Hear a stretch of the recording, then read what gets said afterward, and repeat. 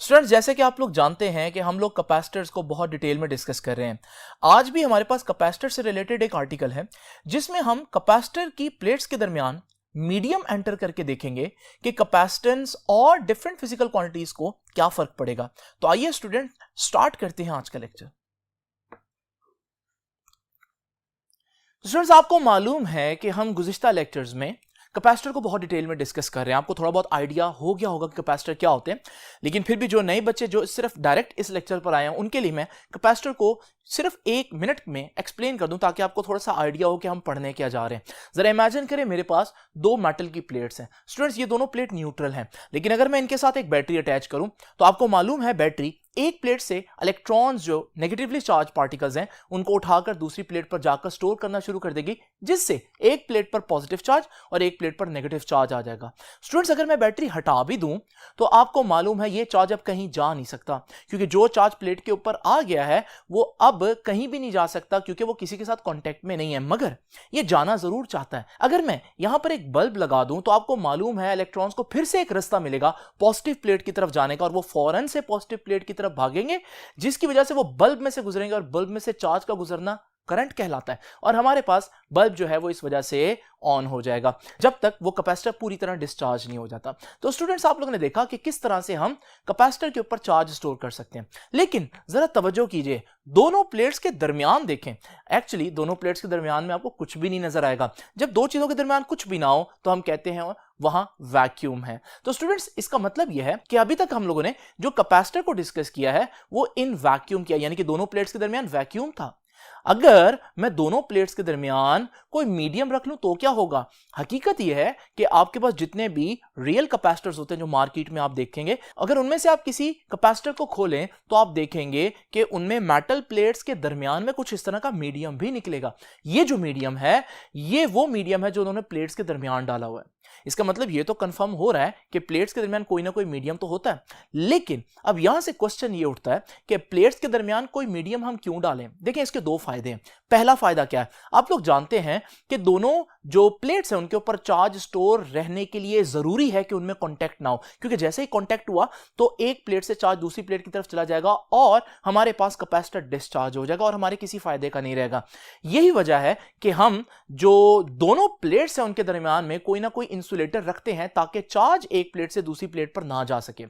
लेकिन यह असल वजह नहीं है। असल वजह इससे भी ज्यादा इंपॉर्टेंट है, और वो क्या है कि जब हम 2 प्लेट्स के दरमियान एक मीडियम रख देते हैं तो इस तरह से हम कैपेसिटर की कैपेसिटेंस बढ़ा देते हैं। आपको याद है कैपेसिटेंस क्या थी? उसके चार्ज स्टोर करने की एबिलिटी। इसका मतलब चार्ज स्टोर करने की एबिलिटी हम बढ़ा देते हैं। लेकिन ये कैसे होगा इसको तो हम डिटेल में डिस्कस करेंगे। लेकिन ये जो पॉइंट है कि हमारे पास प्लेट्स के दरमियान में मीडियम रखने का दूसरा फायदा क्या बताया मैंने आपको? कैपेसिटेंस बढ़ जाती है। यह पॉइंट आपके आर्टिकल का पहली लाइन है जो कि आपकी बुक यहां से आगाज कर रही है कि मीडियम के आने से कैपेसिटर की जो कैपेसिटी है यानी कि कैपेसिटेंस है वो बढ़ जाती है चार्ज स्टोर करने की। नाउ स्टूडेंट्स, ये कैसे बढ़ जाती है इससे जानने से पहले हम ये देखेंगे कि कैपेसिटर में चार्ज को स्टोर करने की एक लिमिट क्यों है, एक हद क्यों है। उससे ज्यादा चार्ज स्टोर करें तो क्या होगा? जरा इमेजिन करें स्टूडेंट, अगर मैं इस कैपेसिटर पे थोड़ा सा चार्ज स्टोर करता हूं तो आपको मालूम है ये ऑपोजिट चार्जेस हैं, ये एक दूसरे की तरफ जाना चाहते हैं लेकिन जा नहीं पाएंगे क्योंकि फोर्स ऑफ अट्रैक्शन इतनी नहीं है, पोटेंशियल डिफरेंस इनके दरमियान इतना नहीं है कि ये एक दूसरे की तरफ जाएं। इसी तरह स्टूडेंट्स, अगर मैं चार्ज ज्यादा स्टोर करूं तो फिर क्या होगा? चार्ज ज्यादा स्टोर होगा तो पोटेंशियल डिफरेंस बढ़ जाएगा दोनों प्लेट्स के दरमियान, और दोनों प्लेट के चार्जेस एक दूसरे की तरफ आने के लिए उनकी ख्वाहिश और ज्यादा स्ट्रांग हो जाएगी। बिल्कुल इसी तरह से अगर मैं और चार्ज स्टोर करूं तो भी आप देखेंगे कि चार्ज ज्यादा होने से पोटेंशियल डिफरेंस और बढ़ जाएगा, और पोटेंशियल डिफरेंस बढ़ने का मतलब यह है कि चार्जेस की एक दूसरे की तरफ जाने की ख्वाहिश बढ़ जाएगी। एक हद ऐसी आएगी कि जब मैं चार्ज इतना ज्यादा स्टोर कर दूंगा कि हमारे पास अब प्लेट जो है वो चार्ज को रोक नहीं पाएगी और इलेक्ट्रॉन्स जो हैं वो अपनी प्लेट को छोड़ते हुए पॉजिटिव प्लेट की तरफ लपकेंगे, और हम कहते हैं ये एक इलेक्ट्रिक डिस्चार्ज है।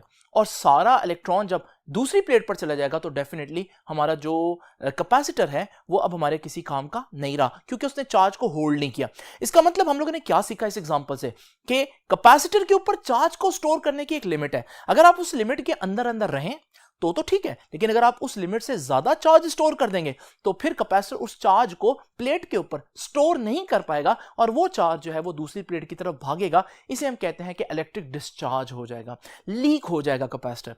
स्टूडेंट्स, यहां पर आप लोगों को मैं बताता चलूं कि कैपेसिटर जब आप लेने जाते हैं एक्चुअली में, तो उस कैपेसिटर के ऊपर भी आपको कोई ना कोई वोल्टेज रीडिंग नजर आ रही होती है। ये वोल्टेज रीडिंग किस लिए लिखी है, ये उन्होंने आपको बताया होता है कि भाई इतनी वोल्टेज दोगे ना कैपेसिटर को तो सेफ है, लेकिन अगर इससे ज्यादा वोल्टेज दे दी तो कैपेसिटर इतना ज्यादा चार्ज स्टोर करेगा कि फिर कैपेसिटर जो है उसकी प्लेट्स के दरमियान जो चार्ज है वो स्टोर नहीं रह पाएगा, बल्कि वो एक प्लेट से दूसरी प्लेट की तरफ जाएगा और कैपेसिटर में इलेक्ट्रिक डिस्चार्ज हो जाएगा, जो कि आपको रियलिटी में कुछ इस तरह से नजर आएगा।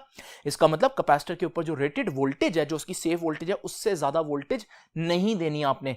इसका मतलब चार्ज की एक लिमिट है, एक हद से ज्यादा चार्ज स्टोर नहीं किया जा सकता, क्योंकि ऐसा करने पर चार्ज जो है वो सस्टेन नहीं करेगा प्लेट के ऊपर। दूसरे अल्फाज में कैपेसिटर की कैपेसिटेंस नहीं बढ़ाई जा सकती, यानी कि कैपेसिटेंस क्या है, एबिलिटी टू स्टोर चार्ज। लेकिन हमने देखा कि हर कैपेसिटर की एक खास एबिलिटी है चार्ज को स्टोर करने की। लेकिन आज हम क्या देख रहे हैं, आज हम देख रहे हैं कि हमने पहले ही डिस्कस किया कि मीडियम एंटर करने से चार्ज की स्टोर करने की जो एबिलिटी है कैपेसिटर की वो बढ़ाई जा सकती है। अब ऐसा क्या होगा कि मीडियम के आने पर मैं और चार्ज भी स्टोर करता रहूंगा लेकिन कैपेसिटर डिस्चार्ज नहीं होगा।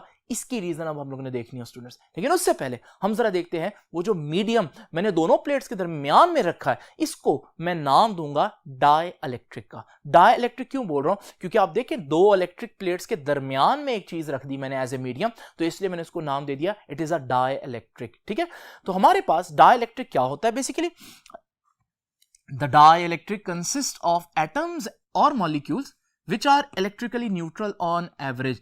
They contains equal amount of positive and negative charge. ये बात तो आप लोगों को मालूम है कि एक मीडियम जो है, जैसे कि मैंने यहां पर आपके प्लेट्स के दरमियान जो मीडियम में रखा है, ये मीडियम किससे बना होगा, ये किसी ना किसी एटम या मॉलिक्यूल से बना होगा। और जब हम एटम के अंदर देखते हैं तो आपको मालूम है ना कि एटम के अंदर जितना नेगेटिव चार्ज होता है, यानी कि जितने इलेक्ट्रॉन्स होते हैं, उतना ही पॉजिटिव चार्ज होता है न्यूक्लियस के अंदर, यानी उतने ही प्रोटॉन्स होते हैं न्यूक्लियस के अंदर। यानी कि एक atom, single atom electrically neutral होता है। ये न्यूट्रल होना, इसको समझना बहुत जरूरी है। तो न्यूट्रल होने का यह मतलब नहीं है कि उस पर चार्ज ही नहीं होता, बल्कि न्यूट्रल होने का मतलब क्या है कि it contains equal amounts of positive and negative charge, यानी कि जितने इलेक्ट्रॉन है उतने ही प्रोटॉन है। पॉजिटिव चार्ज का मतलब यहां न्यूक्लियस है और नेगेटिव चार्ज का मतलब यहां इलेक्ट्रॉन है।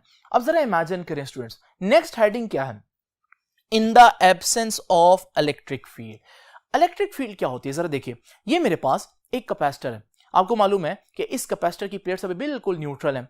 आप ये भी जानते हैं कि जब इसके साथ मैं एक बैटरी अटैच करूंगा तो दोनों प्लेट्स पर एक चार्ज डेवलप होना शुरू हो जाएगा और उस चार्ज के डेवलप होने की वजह से, स्टोर होने की वजह से दोनों प्लेट्स के दरमियान एक इलेक्ट्रिक फील्ड जो है वो बन जाएगा। वो फील्ड मैंने आप लोगों के सामने यहां वेक्टर की फॉर्म में शो किया। तो स्टूडेंट्स याद रखिएगा, ये जो इलेक्ट्रिक फील्ड है कब बना, जब बैटरी अटैच की, क्योंकि चार्ज स्टोर होगा तो फिर इलेक्ट्रिक फील्ड बनेगा। लेकिन मैं यहां क्या कह रहा हूं, मैं कह रहा हूं in the absence of electric field. तो इलेक्ट्रिक फील्ड की एब्सेंस यानी इलेक्ट्रिक फील्ड ना हो तो इलेक्ट्रिक फील्ड तो कब नहीं होगा, जब चार्ज स्टोर नहीं होगा। और चार्ज कब नहीं स्टोर होगा, जब बैटरी नहीं होगी। तो इसका मतलब आसान अल्फाज में मैं क्या कह रहा हूं इस हेडिंग में, मुश्किल कह रहा हूं, फिजिक्स की टर्मिनोलॉजी में कह रहा हूं in the absence of electric field. आसान अल्फाज में कहूंगा in the absence of battery, क्योंकि इलेक्ट्रिक फील्ड कब डेवलप होता है, जब आप बैटरी अटैच करते हैं। अब जरा इमेजिन करें, मैंने बैटरी नहीं लगाई, जब बैटरी नहीं लगाऊंगा तो दोनों प्लेट्स जो है आपको पता है बिल्कुल न्यूट्रल होंगी। अब जरा इमेजिन करते हैं इसके दरमियान में कोई मीडियम रखा हुआ है। आइए स्टूडेंट्स, पूरे मीडियम के बजाय इस मीडियम में मौजूद एक एटम को देखते हैं। जरा देखिए स्टूडेंट्स, ये जो एटम है, इस एटम के बिल्कुल सेंटर में न्यूक्लियस होता है, इस पर पॉजिटिव चार्ज होता है। इस न्यूक्लियस के गिर्द जो है वो इलेक्ट्रॉन्स का एक क्लाउड होता है। ये इलेक्ट्रॉन्स का सारा जो क्लाउड मैं आपके सामने शो कर रहा हूं, ये नेगेटिव चार्ज है। यानी कि एक एटम के अंदर दो किस्म के चार्जेस हैं, पॉजिटिव और नेगेटिव। अब जरा तवज्जो से मेरी बात सुननी है आप लोगों ने। देखिए स्टूडेंट्स, एक तो इलेक्ट्रॉन और प्रोटॉन की तादाद है, वो तो बराबर है क्योंकि एटम न्यूट्रल होता है, लेकिन एक उनकी पोजीशन भी इंपॉर्टेंट है। जरा तवज्जो कीजिए, इस कंडीशन में अगर आप देखें, इस वक्त जो न्यूक्लियस है, उस न्यूक्लियस का सेंटर ये बन रहा है, जरा गौर से देख लीजिए, इसका ये सेंटर है न्यूक्लियस का, यानी मैं कह सकता हूं ये सेंटर है पॉजिटिव चार्ज का, क्योंकि न्यूक्लियस पॉजिटिव चार्ज है। अब जरा इमेजिन करें कि मेरे पास, न्यूक्लियस को थोड़ी देर के लिए भूल जाते हैं, ये इलेक्ट्रॉन का पूरा क्लाउड है। अब इलेक्ट्रॉन का सारे क्लाउड का ये सेंटर बन रहा है, और आप देखें ये नेगेटिव चार्ज का सेंटर कहलाएगा। और हकीकत में अगर आप देखें तो आपको पता चल रहा है कि एक्चुअली में इलेक्ट्रॉन का यानी नेगेटिव चार्जेस का सेंटर और पॉजिटिव यानी कि न्यूक्लियस का जो सेंटर है वो एक ही पॉइंट के ऊपर आ रहा है। इस वक्त हम कहते हैं कि दोनों का सेंटर कंसाइड कर रहा है, तो इसका मतलब इलेक्ट्रॉन और प्रोटॉन की तादाद तो बराबर थी, लेकिन इलेक्ट्रॉन और न्यूक्लियस की जो हमारे पास पोजीशन है वो भी बिल्कुल कंसाइड कर रही है। तो स्टूडेंट्स याद रखिएगा, एब्सेंस ऑफ इलेक्ट्रिक फील्ड यानी जब बैटरी नहीं लगी होगी तो आप जब एटम्स को देखेंगे तो क्या नजर आएगा, the distribution of these charges यानी कि एटम्स के अंदर in the atoms and molecules is such that, कुछ इस तरह से होगी चार्जेस की distribution, that the centre of positive charge coincides with the centre of negative charge, के पॉजिटिव चार्ज का जो सेंटर है, पॉजिटिव चार्ज का जो सेंटर है वो कंसाइड कर रहा होगा, बिल्कुल ऊपर आ रहा होगा नेगेटिव चार्ज के सेंटर से। कब स्टूडेंट्स? जब बैटरी नहीं लगी होगी। अब जरा स्टूडेंट्स इमेजिन करें अगर बैटरी लगी हो, जब बैटरी लगेगी तो इलेक्ट्रिक फील्ड भी आएगा, तो इसलिए मैंने हेडिंग क्या दी, in the presence of electric field. आसान अल्फाज में मुझे क्या कहना चाहिए, in the presence of a battery. अब बैटरी आएगी तो मीडियम को क्या फर्क पड़ेगा, आइए जरा देखते हैं स्टूडेंट्स। ये मेरे पास वही दो प्लेट्स हैं और उनके दरमियान मीडियम के एटम्स आप लोग देख रहे हैं कि बिल्कुल न्यूट्रल हैं, उनके चार्जेस जो हैं वो कंसाइड कर रहे हैं। अब होगा क्या, जब बैटरी लगाऊंगा तो बैटरी तो प्लेट्स को चार्ज करना शुरू कर देगी। अब जरा इमेजिन करें जब प्लेट्स चार्ज होना शुरू हो जाएंगी तो एक प्लेट पर पॉजिटिव और एक पर नेगेटिव चार्ज आएगा, जैसे कि आता है चार्जिंग के दौरान। लेकिन स्टूडेंट्स जो तवज्जो करने वाली बात है वो ये है कि अगर मैं अब एक एटम को देखूं तो आप देख रहे हैं कि जो इस एटम का क्लाउड है वो इस प्लेट के नेगेटिव चार्ज से रिपेल होगा। जब ये रिपेल होगा तो ये नेगेटिव चार्ज थोड़ा सा इधर हो जाएगा और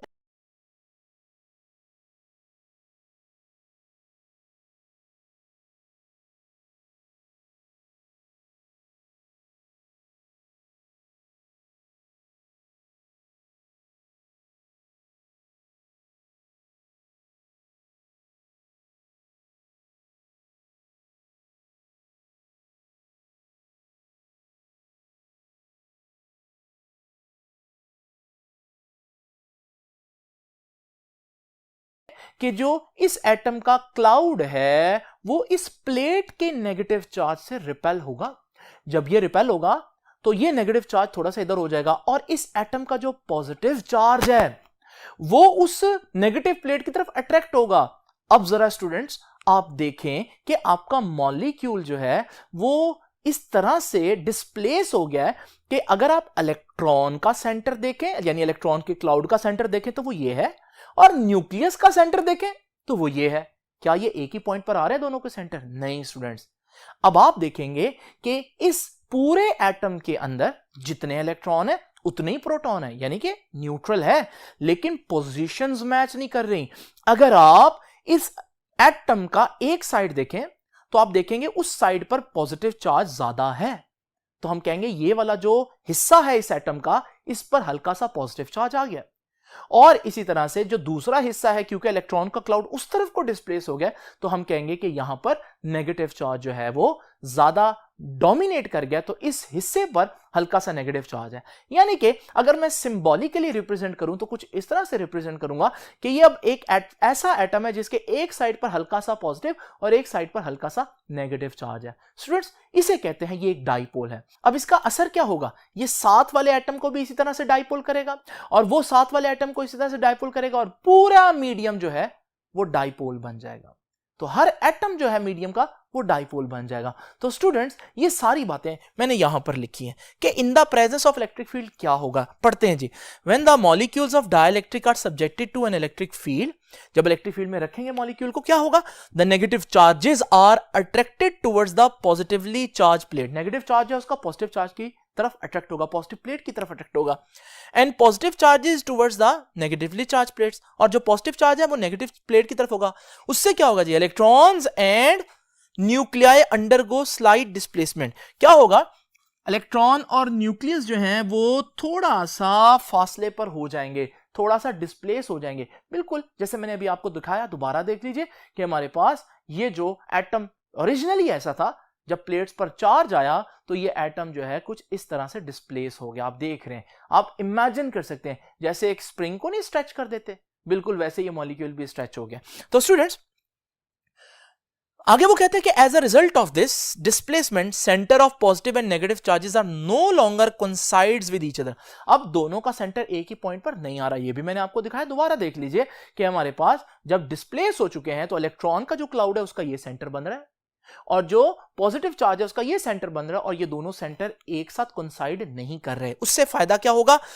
उससे ये होगा कि one and shows a negative and the other and shows a positive charge. तो हम कह सकते हैं कि एटम के इस वाले हिस्से पर इलेक्ट्रॉन ज्यादा डोमिनेट कर रहा है तो यहां पर हल्का सा नेगेटिव चार्ज, और इस वाले हिस्से पर प्रोटॉन यानी कि न्यूक्लियस ज्यादा डोमिनेट कर रहे हैं तो यहां पॉजिटिव चार्ज आ जाएगा। ठीक है, but atom as a whole is still neutral. लेकिन अभी भी ये बात याद रखनी है कि atom as a whole neutral है, किसी किस्म का उस पर ओवरऑल चार्ज नहीं है। एक साइड पर हल्का सा नेगेटिव डोमिनेट कर रहा है, दूसरी साइड पर हल्का सा पॉजिटिव चार्ज डोमिनेट कर रहा है, लेकिन एज ए होल एटम अभी भी न्यूट्रल है। स्टूडेंट्स इस तरह का जो एटम है जिसमें पॉजिटिव चार्जेस एक तरफ और नेगेटिव चार्जेस एक तरफ डिस्प्लेस हुए हो, इसे कहते हैं डाइपोल। तो ये डेफिनेशन मैंने डाइपोल की लिखी है, two equal and opposite charges separated by a small distance are said to constitute a dipole. जब हमारे पास एक ऐसा एटम हो जिसमें एक पॉजिटिव और नेगेटिव चार्ज मौजूद हो लेकिन हल्का सा एक दूसरे से डिस्प्लेस दूर होकर मौजूद हो, तो हम कहते हैं वो डाइपोल है। और ये जो प्रोसेस है जिसमें हम लोगों ने एटम सारे एटम्स को डाइपोल कर दिया, इस प्रोसेस को हम बोलते हैं polarisation. This phenomenon of making a molecule या कन्वर्टिंग अ मॉलिक्यूल कहना चाहिए into a dipole is called polarisation. जो प्रोसेस है जिसमें आपके पास पहले सारे मॉलिक्यूल जो हैं वो बिल्कुल सिमेट्रिकल थे और जब आपने इलेक्ट्रिक फील्ड अप्लाई की तो सारे मॉलिक्यूल जो है वो डाइपोल बनकर बिल्कुल ऑर्गेनाइज हो गए। इस प्रोसेस को हम बोलते हैं, ये मीडियम को क्या कर दिया आपने? पोलराइज कर दिया। तो स्टूडेंट्स यहां तक तो आप लोगों को पता चल गया होगा कि पोलराइजेशन किस तरह से हुई है। अब हम देखेंगे कि पोलराइजेशन के इफेक्ट्स क्या होंगे। तो स्टूडेंट्स आइए अब जरा देखते हैं कि ये जो पोलराइजेशन है यानी कि मीडियम के कैपेसिटर की प्लेट्स के दरमियान एंटर होने से जो मीडियम का पोलराइज हो जाना है, डाइपोल्स बन जाना है, इसका जो कैपेसिटर की प्लेट्स पर जो चार्ज है, जो इलेक्ट्रिक इंटेंसिटी है, पोटेंशियल डिफरेंस है, कैपेसिटेंस है और चार्ज डेंसिटी है, इस पर क्या अफेक्ट होगा। तो इसलिए अब हमने इसको नाम दिया है इफेक्ट ऑफ पोलराइजेशन। मैंने आप लोगों के सामने बड़ा वाजे करके लिखा, आपकी बुक ने इन सारी चीजों को एक साथ जो है वो इस पैराग्राफ में बता दिया, लेकिन आप लोगों के सामने मैं इस तरह डिटेल में बताऊंगा ताकि आपको पता चले ना। स्टूडेंट जरा तवज्जो कीजिए। सबसे पहले तो हम देखते हैं मीडियम के आने से यानी कि मीडियम के पोलराइज होने से चार्ज पर क्या इफेक्ट होगा। देखिए स्टूडेंट्स, आप लोगों ने ये कैपेसिटर की न्यूट्रल प्लेट्स ली थी, आप लोगों ने इनको बैटरी से अटैच किया। जैसी बैटरी से अटैच हुई तो इनमें चार्जिंग का प्रोसेस शुरू हो गया, एक प्लेट से दूसरी प्लेट पर चार्ज आना शुरू हो जाएगा और हमारे पास ये कैपेसिटर चार्ज हो गया। उसके बाद हमने बैटरी उतार दी। नाउ स्टूडेंट्स जरा तवज्जो कीजिए, जब आपने बैटरी उतार दी, अब वो जो प्लेट के ऊपर चार्ज है वो कहीं नहीं जा सकता। It has nowhere to go, वो कहीं भी नहीं जा सकता। अगर आप प्लेट के दरमियान में मीडियम एंटर कर भी दें तो वो जो चार्ज है वो वहीं का वहीं रहेगा। इसका मतलब क्या हुआ स्टूडेंट्स? इसका मतलब ये हुआ कि पोलराइजेशन की वजह से यानी कि मीडियम के एंटर होने की वजह से कैपेसिटर की जो प्लेट्स हैं उन पर चार्ज का कोई फर्क नहीं आएगा, क्योंकि चार्ज के पास कोई जगह है ही नहीं कहीं और जाने के लिए। तो इसका मतलब सबसे पहले तो आप लोगों ने याद रखना है what is the effect on charge. तो याद रखिएगा charge Q remain same, charge तो कहीं जा ही नहीं सकता। तो आप मीडियम एंटर भी कर लें तो चार्ज को तो कोई इफेक्ट नहीं होगा। ये होगी पहली चीज। नाउ स्टूडेंट्स जरा तवज्जो कीजिए, इफेक्ट ऑन इलेक्ट्रिक इंटेंसिटी। जरा देखिए, आप लोगों को मैंने बताया था कि इलेक्ट्रिक इंटेंसिटी की डायरेक्शन कहां से कहां होती है? पॉजिटिव से नेगेटिव की तरफ। तो याद रखिएगा स्टूडेंट्स, इसी असूल को यहां पर भी हम अप्लाई करेंगे। आपके पास ये जो प्लेट्स हैं, ये चार्ज हैं, आप देख रहे हैं, तो हमारे पास इलेक्ट्रिक इंटेंसिटी जो होगी वो प्लेट्स के दरमियान पॉजिटिव प्लेट से नेगेटिव प्लेट की तरफ होगी। ये हमारे पास जो इलेक्ट्रिक इंटेंसिटी है, मैं इसके साथ छोटा सा प्लेट लिख देता हूं ताकि आपको याद रहे कि ये इलेक्ट्रिक इंटेंसिटी किसके दरमियान है? प्लेट्स के दरमियान है। नाउ स्टूडेंट जरा तवज्जो कीजिए, अभी तक आप लोग देख रहे हैं मैंने मीडियम नहीं एंटर किया। अब जरा इमेजिन करें अगर मैं मीडियम एंटर करूं तो आप लोगों को मालूम है वो जो मीडियम के एटम्स होंगे वो पोलराइज हो जाएंगे, जैसे कि मैंने आप लोगों को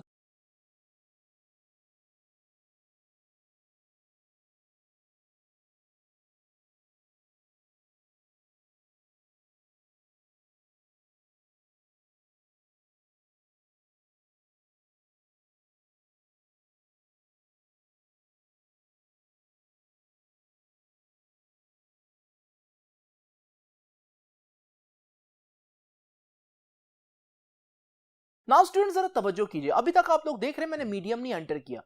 अब जरा इमेजिन करें अगर मैं मीडियम एंटर करूं तो आप लोगों को मालूम है वो जो मीडियम के एटम्स होंगे वो पोलराइज हो जाएंगे, जैसे कि मैंने आप लोगों को बताया। अब जब ये पोलराइज हो जाएंगे तो हर एटम को अगर आप देखें तो उसका एक सिरा पॉजिटिव है और एक सिरा नेगेटिव है।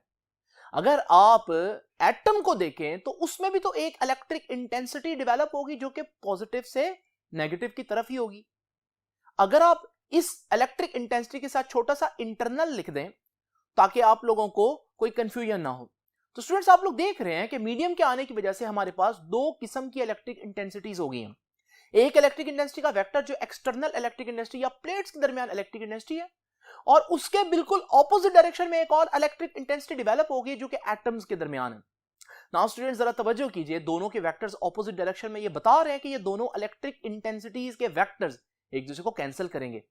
हम लोग जानते हैं कि ऑपोजिट वेक्टर्स एक दूसरे को कैंसिल करते हैं तो रिजल्टेंट कम हो जाता है। इसका मतलब ये जो मीडियम आया इसकी वजह से एक ऑपोजिट इलेक्ट्रिक इंटेंसिटी जो डेवलप हुई उसकी वजह से रिजल्टेंट इलेक्ट्रिक इंटेंसिटी कम हो जाएगी। तो इसका मतलब इलेक्ट्रिक इंटेंसिटी क्या हो गई, डिक्रीज हो गई। यह है दूसरा इफेक्ट। तो याद रखिएगा इलेक्ट्रिक इंटेंसिटी यानी कि E क्या हो जाएगी जी, कम हो जाएगी पोलराइजेशन की वजह से, मीडियम के आने की वजह से। तो E डिक्रीज कर जाएगा, चार्ज सेम रहेगा लेकिन E डिक्रीज कर जाएगा। और इसकी रीजन आप क्या देंगे, इसकी रीजन आप डेफिनेटली यही बताएंगे कि opposite internal electric fields are developed. Medium के आने की वजह से प्लेट्स के दरमियान ऑपोजिट डायरेक्शन में इलेक्ट्रिक इंटेंसिटीज डेवलप होगी जो प्लेट की इलेक्ट्रिक इंटेंसिटी के ऑपोजिट। तो इसका मतलब हमारे पास इलेक्ट्रिक इंटेंसिटी का जो रिजल्टेंट है वो कम हो जाएगा। नाउ स्टूडेंट्स जरा तवज्जो कीजिएगा, इफेक्ट ऑन पोटेंशियल डिफरेंस। देखिए इसको दो तरह से देखा जा सकता है, एक मैथमेटिकली। देखिए आप लोग जानते हैं इलेक्ट्रिक इंटेंसिटी का, इलेक्ट्रिक पोटेंशियल का फार्मूला क्या है। इलेक्ट्रिक पोटेंशियल का फार्मूला है V is equal to ED। और मैं ऊपर वाले पॉइंट में साबित कर चुका हूं कि E तो डिक्रीज हो रहा है। तो अगर आप इस फार्मूले में देखें, अगर E डिक्रीज हो तो क्लियरली नजर आ रहा है कि V भी डिक्रीज होगा क्योंकि दोनों डायरेक्टली प्रोपोर्शनल नजर आ रहे हैं। तो यहां से हमें पता चल रहा है कि पोटेंशियल भी डिक्रीज होगा प्लेट्स के दरमियान। तो पोटेंशियल यानी कि V डिक्रीजेस, वो भी कम हो जाएगा। तो स्टूडेंट्स यहां बच्चे कहते हैं कि सर इसकी कोई फिजिकल रीजन दें, ये तो मैथमेटिकल रीजन है ना, ऐसी रीजन दें जो हम इमेजिन भी कर सकें। देखिए हम ऐसी रीजन भी आपको बता देते हैं। स्टूडेंट्स जरा इमेजिन करें, प्लेट्स के दरमियान पोटेंशियल डिफरेंस कितना होगा, किस बात पर डिपेंड करता है, इस बात पर डिपेंड करता है कि प्लेट्स के ऊपर चार्ज कितना है। मिसाल के तौर पर स्टूडेंट्स अगर हमारे पास प्लेट्स बिल्कुल न्यूट्रल है स्टार्ट में, तो अगर आप पोटेंशियल डिफरेंस मेजर करने के लिए वोल्ट मीटर लगाएं तो आपको बताएगा वोल्ट मीटर कि कोई वोल्ट्स नहीं है, यानी कि कोई पोटेंशियल डिफरेंस नहीं है। लेकिन जरा स्टूडेंट्स अगर मैं थोड़ा सा चार्ज स्टोर कर दूं इनमें तो आप देखेंगे अब हमारे पास जो वोल्ट मीटर रीडिंग देगा वो थोड़ी सी ज्यादा होगी। ये वोल्ट मीटर के ऊपर पोटेंशियल डिफरेंस का ज्यादा होना क्या बता रहा है, वो ये बता रहा है कि जो अमाउंट ऑफ चार्ज स्टोर हुआ है वो ज्यादा है। अगर मैं और ज्यादा चार्ज स्टोर करूं तो आप देखेंगे पोटेंशियल डिफरेंस की जो रीडिंग है वोल्ट मीटर के ऊपर वो भी ज्यादा हो जाएगी। इसका मतलब क्या हुआ स्टूडेंट्स, इसका मतलब यह हुआ कि जितना ज्यादा चार्ज स्टोर होता जाएगा उतना हमारे पास पोटेंशियल डिफरेंस बढ़ता जाएगा। नाउ स्टूडेंट्स हम लोगों ने क्या डिस्कस किया था कि जब मैं बैटरी उतार दूंगा तो बैटरी उतारने के बाद जो चार्ज है वो कहीं भी नहीं जा सकता, तो चार्ज तो वहीं का वहीं रहेगा। अगर अब हम मीडियम एंटर करें तो मीडियम एंटर करने से पोटेंशियल डिफरेंस मैं कह रहा हूं कि कम हो जाएगा। लेकिन पोटेंशियल डिफरेंस तो कैसे पता चलता है, कितना चार्ज है प्लेट के ऊपर, लेकिन चार्ज तो हमने क्या डिस्कस किया था कि चार्ज तो कम हो नहीं सकता क्योंकि charge has nowhere to go. तो इसका मतलब ये जो बात हमने कही है कि पोटेंशियल डिफरेंस कम हो जाएगा, ये बात यहां सही नजर आ नहीं रही क्योंकि पोटेंशियल डिफरेंस तो तब कम हो ना जब चार्ज प्लेट से कम हो जाए। चार्ज तो कहीं जा ही नहीं सकता क्योंकि वो हम लोगों ने पहले पॉइंट में पढ़ लिया कि चार्ज तो सेम रहेगा। फिर पोटेंशियल डिफरेंस कैसे कम हो सकता है, इस वजह से बच्चे कहते हैं इसकी फिजिकल रीजन बताएं। तो स्टूडेंट्स जरा तवज्जो कीजिए, अगर आप प्लेट पर इस चार्ज को देखें तो इस चार्ज को आप देख रहे हैं ये डायरेक्ट इंटरेक्ट कर रहा है इस ऑपोजिट चार्ज के साथ, जिसकी वजह से ये यहां पर इस इंटरेक्शन में इतना बिजी है कि आप समझ लें कि इसका इफेक्ट हम इग्नोर कर सकते हैं। बिल्कुल इसी तरह से बहुत से ऐसे चार्जेस आपको नजर आएंगे जो अपने ऑपोजिट चार्जेस के साथ इंगेज हुए हैं, चार्ज वहीं पर मौजूद है लेकिन चार्ज क्योंकि ऑपोजिट चार्ज के साथ इंगेज हुआ है तो इस वजह से इस वक्त इसका अफेक्ट नहीं आ रहा। यानी कि मैं कह सकता हूं कि अब आपकी जो प्लेट्स हैं उन पर अफेक्टिवली चार्ज थोड़ा सा कम है, चार्ज उतना ही है लेकिन अफेक्ट के लिहाज से देखें तो चार्ज कम है। जब इफेक्ट के लिहाज से देखेंगे चार्ज कम है तो फिर पोटेंशियल डिफरेंस जो डेवलप करना है वो सारे चार्जेस नहीं तो करना है, तो अगर उनका इफेक्ट कम हो गया ओवरऑल तो पोटेंशियल डिफरेंस कम ही आएगा। तो स्टूडेंट्स ये इसकी फिजिकल रीजन है बेसिकली। याद रखिएगा चार्ज नहीं कम हुआ लेकिन चार्ज का जो इफेक्ट है वो कम हो गया क्योंकि चार्ज जो है वो एक किस्म का ऐसे लग रहा है जैसे वो ऑपोजिट चार्ज के साथ मिलकर न्यूट्रलाइज हो गया। एक्चुअली में न्यूट्रलाइज नहीं हुआ, उसके लिए चार्जेस को मिलना पड़ता है, लेकिन यहां पर हम इमेजिन कर लेते हैं इफेक्ट ऐसे ही कैंसिल हो रहा है। नाउ स्टूडेंट जरा तवज्जो कीजिए, ये तो हो गया पोटेंशियल डिफरेंस का इफेक्ट। अब हम जरा देखते हैं कैपेसिटेंस को क्या फर्क पड़ेगा और ये सबसे इंपॉर्टेंट बात है। नाउ स्टूडेंट जरा तवज्जो कीजिए, इसको भी हम दो तरह से देख सकते हैं, मैथमेटिकली देखते हैं। पहले आपको मालूम है कैपेसिटेंस का फार्मूला हम लोगों ने क्या पढ़ा था, C is equal to Q/V। अब आप लोगों को मालूम है क्यू क्या है, चार्ज, और हम लोगों ने पहले फार्मूला में पढ़ा कि चार्ज जो है वो कांस्टेंट रहेगा, तो चार्ज को तो कोई फर्क नहीं पड़ रहा। दूसरी क्या चीज आ रही है कैपेसिटेंस के फार्मूला में, वो है पोटेंशियल डिफरेंस। और पोटेंशियल के बारे में हम लोग पढ़ चुके हैं, पोटेंशियल क्या हो रहा है, कम हो रहा है। तो जब पोटेंशियल कम होगा वो डिनोमिनेटर में है तो इनवर्स रिलेशन बन रहा है, तो पोटेंशियल कम होगा तो कैपेसिटेंस बढ़ जाएगी। तो स्टूडेंट्स ये हमारे पास फोर्थ इफेक्ट हुआ, मीडियम के आने से यानी कि पोलराइजेशन के होने से कैपेसिटेंस बढ़ जाती है। तो ये भी मैं आप लोगों को यहां पर लिख देता हूं, कैपेसिटेंस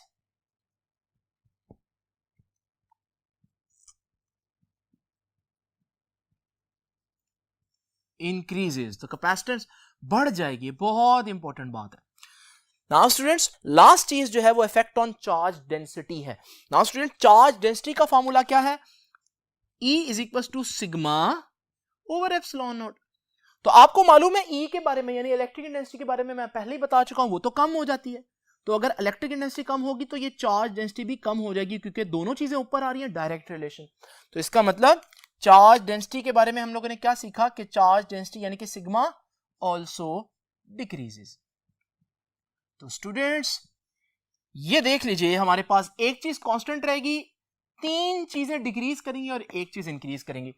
ये था आज का लेक्चर स्टूडेंट्स। हम लोगों ने देखा कि पोलराइजेशन क्या होती है और पोलराइजेशन के ये बहुत इंपॉर्टेंट इफेक्ट्स क्या हैं। तो स्टूडेंट्स अब इंशाल्लाह आपसे मुलाकात होगी नेक्स्ट लेक्चर में, तब तक के लिए अल्लाह हाफिज।